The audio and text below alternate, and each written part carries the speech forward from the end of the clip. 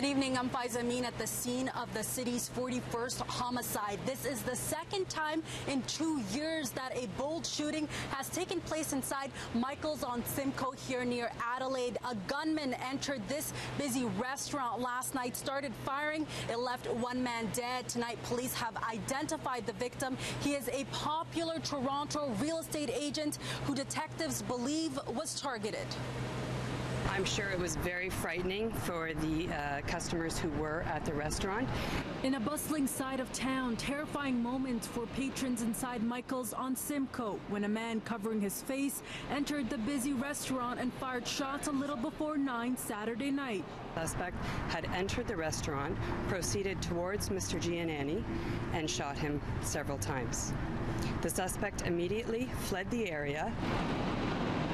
The victim, identified by police as Simon Giannini, the Toronto real estate broker, was in the company of another individual at the time of the shooting. He was rushed to a trauma center where he was pronounced dead. A man who says he's Giannini's cousin describes him to CityNews as a talented and charismatic businessman, loved by friends and family.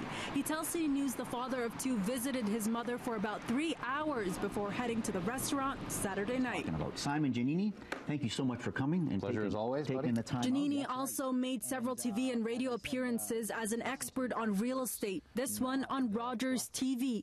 His employer, Royal LePage, tells CityNews the 54-year-old is a signature agent, saying it sends its deepest sympathies to family and friends and are respecting their privacy at this time. This isn't the first time a shooting occurred inside 100 Simcoe. In September of 2015, a man and woman in their 20s were seriously injured in a targeted shooting inside the restaurant when two masked men opened fire. Both victims survived that shooting. At this point, we have nothing to indicate that both of those shootings are related at all. But of course, we're keeping our eyes open to everything and looking at all options. Police are now looking for a male suspect who was last seen wearing a hooded jacket with the hood covering his face and jogging pants. He was spotted fleeing westbound on Pearl Street in a light-colored SUV. It's not yet known why Giannini was targeted. At this point, there's nothing to indicate that there's any link to organized crime.